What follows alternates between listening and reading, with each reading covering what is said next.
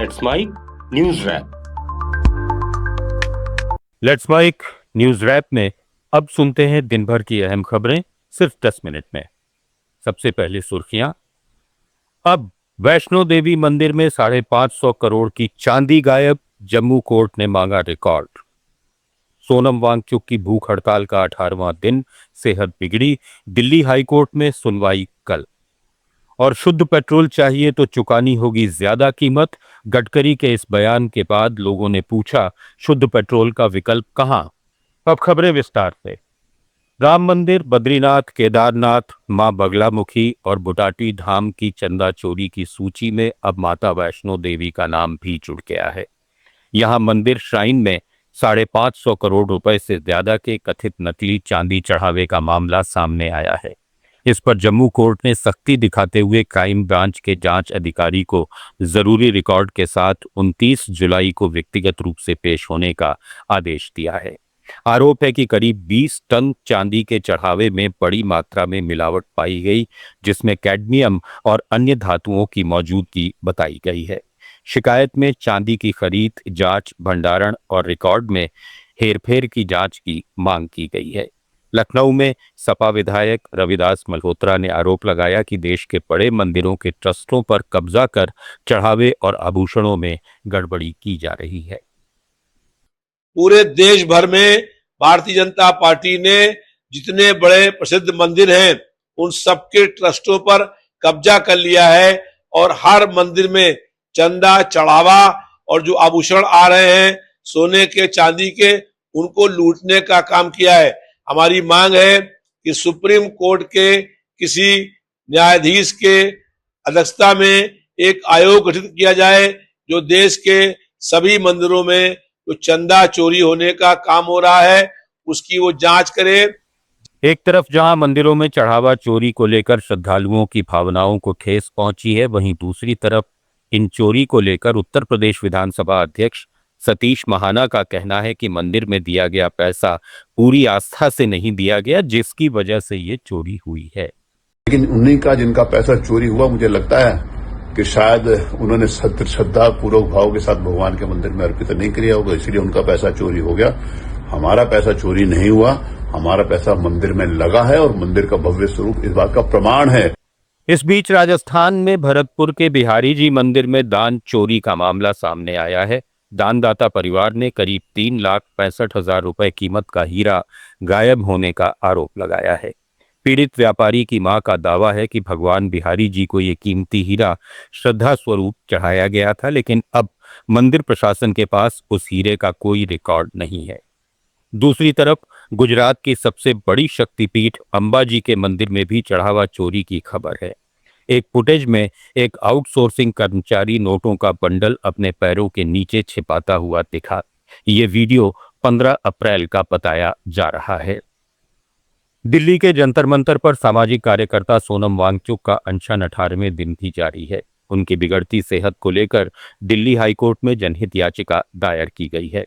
याचिकाकर्ता वकील और एक्टिविस्ट राकेश कुमार सैनी ने मांग की है कि उन्हें अस्पताल में भर्ती कराया जाए और जरूरत पड़ने पर चिकित्सकीय देखरेख में लिक्विड डाइट या जरूरी पोषण देकर उनकी जान बचाई जाए। आंदोलनकारियों के मुताबिक वांगचुक का ब्लड प्रेशर और ब्लड शुगर दोनों सामान्य से नीचे पहुंच चुके हैं। डॉक्टरों की टीम लगातार उनकी निगरानी कर रही है। वांगचुक को अब कांग्रेस सांसद शशि थरूर का भी समर्थन मिला है। थरूर ने एक खुला पत्र लिखकर वांगचुक से अनशन खत्म करने की अपील की है। उन्होंने कहा कि छात्रों के मुद्दों का समाधान अनशन से नहीं बल्कि संसद में चर्चा और सरकार से संवाद के जरिए होना चाहिए। इसके साथ ही ममता बनर्जी ने भी हालचाल जानने के लिए वांगचुक से फोन पर बात की और उन्हें मजबूत बने रहने के लिए कहा। शंकराचार्य स्वामी अविमुक्तेश्वरानंद सरस्वती ने भी सरकार से हस्तक्षेप की अपील की है। उन्होंने कहा कि केंद्र सरकार को इस मामले में जल्द निर्णय लेना चाहिए, क्योंकि लंबे अनशन से शारीरिक और मानसिक नुकसान हो सकता है। अगर उनकी तबीयत में कोई गड़बड़ी पाई जाती है और इससे उनको शारीरिक मानसिक कोई क्षति होती है, कौन इसको पूरा करेगा? इसलिए भारत की सरकार से हमारा कहना है कि इसमें हस्तक्षेप करें जो निर्णय आपको लेना हो लीजिए, उनको जबरदस्ती उठाना हो जबरदस्ती उठा दीजिए, वो भी हमको मंजूर है। लेकिन तिल तिल करते उनको, एक सज्जन व्यक्ति को, एक अच्छे उद्देश्य के लिए जो बैठा हुआ है उसको तिल तिल करके मरते देखना किसी को भी अच्छा नहीं लगता है, हमें भी अच्छा नहीं लगता है। हम सोनम जी से भी कहना चाहेंगे कि जब पत्थर दिल सरकार है, जब आप जानते हो कि ये इस तरह की भाषा को समझती नहीं है, तो फिर क्यों आप अपना जीवन दांव पे लगाए हुए आप। E20 पेट्रोल को लेकर चल रहे विवाद के बीच केंद्रीय मंत्री नितिन गडकरी ने कहा कि जिन्हें एथेनॉल मिक्स पेट्रोल नहीं चाहिए वे 100% शुद्ध पेट्रोल खरीद सकते हैं, लेकिन इसके लिए ज्यादा कीमत चुकानी हो। गडकरी ने साफ किया कि देश भर में E20 लागू होने के बाद अब E10 पेट्रोल पर लौटना मुश्किल है। हालांकि अलग अलग ग्रेड के पेट्रोल का फैसला पेट्रोलियम मंत्रालय करेगा। उन्होंने E20 से इंजन खराब होने और माइलेज घटने के दावों को खारिज करते हुए कहा कि ये ईंधन पूरी तरह टेस्टेड और सुरक्षित है। अब तक E20 से किसी वाहन का इंजन खराब होने का कोई प्रामाणिक मामला सामने नहीं आया है। गडकरी ने यह भी बताया कि जल्द ही फ्लेक्स फ्यूल गाड़ियां बाजार में आएंगी और कुछ पेट्रोल पंपों पर E85 ईंधन भी उपलब्ध कराया जा रहा है। गडकरी के बयान के बाद सोशल मीडिया पर यह बहस तेज हो गई है कि मिक्स और एथेनॉल फ्री पेट्रोल की अलग अलग व्यवस्था किसी भी पंप पर नहीं है तो उपभोक्ता करे क्या। केंद्रीय मंत्रिमंडल ने बुधवार को कई बड़े फैसलों को मंजूरी दी। सबसे बड़ा फैसला इंडिया सेमीकंडक्टर मिशन 2.4 को लेकर हुआ, जिसके लिए 1,27,000 करोड़ रुपए मंजूर किए गए हैं। सरकार का लक्ष्य भारत को चिप निर्माण में आत्मनिर्भर बनाना है। इसके साथ ही मोबाइल फोन मैन्युफैक्चरिंग के लिए दूसरी PLI योजना को भी मंजूरी मिली है।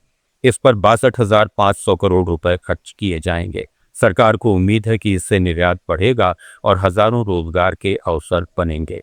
काशी में इंफ्रास्ट्रक्चर को बढ़ावा देने के लिए नए एलिवेटेड कॉरिडोर को मंजूरी दी गई है, जिसकी लागत करीब 14,447 करोड़ रुपए होगी। कैबिनेट ने यूरिया उत्पाद बढ़ाने के लिए नई निवेश नीति और रेलवे की 2 बड़ी परियोजनाओं को भी हरी झंडी दी है।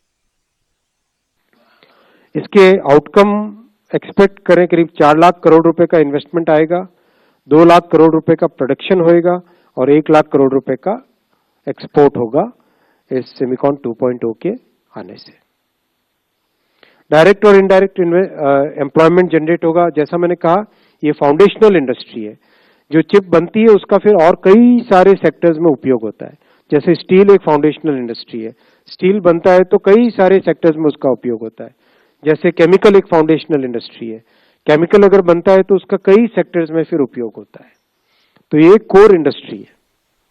कलकत्ता हाईकोर्ट में 21 जुलाई की शहीद दिवस रैली को लेकर सुनवाई हुई। ममता बनर्जी गुट ने अदालत से अनुरोध किया कि यदि एस्प्लेनेड स्थित विक्टोरिया हाउस के सामने रैली की अनुमति नहीं मिलती तो बिरला तारामंडल या मेट्रो चैनल पर आयोजन की इजाजत दी जाए। हाईकोर्ट ने साफ किया कि विक्टोरिया हाउस के सामने रैली की अनुमति नहीं दी जा सकती, क्योंकि इससे शहर के प्रमुख मार्गों पर यातायात प्रभावित होगा। वहीं पुलिस ने भी कहा कि रैली पर आपत्ति नहीं है, लेकिन आयोजन किसी वैकल्पिक स्थान पर होना चाहिए। अब इस मामले में अदालत के अंतिम फैसले का इंतजार है। भारतीय क्रिकेट टीम के सहायक कोच रेयान टेन डोएशे जल्द ही अपनी जिम्मेदारियों से मुक्त हो सकते हैं। मीडिया रिपोर्ट्स के मुताबिक डोएशे IPL में वापसी करना चाहते हैं और एक फ्रेंचाइजी से बातचीत भी कर चुके हैं।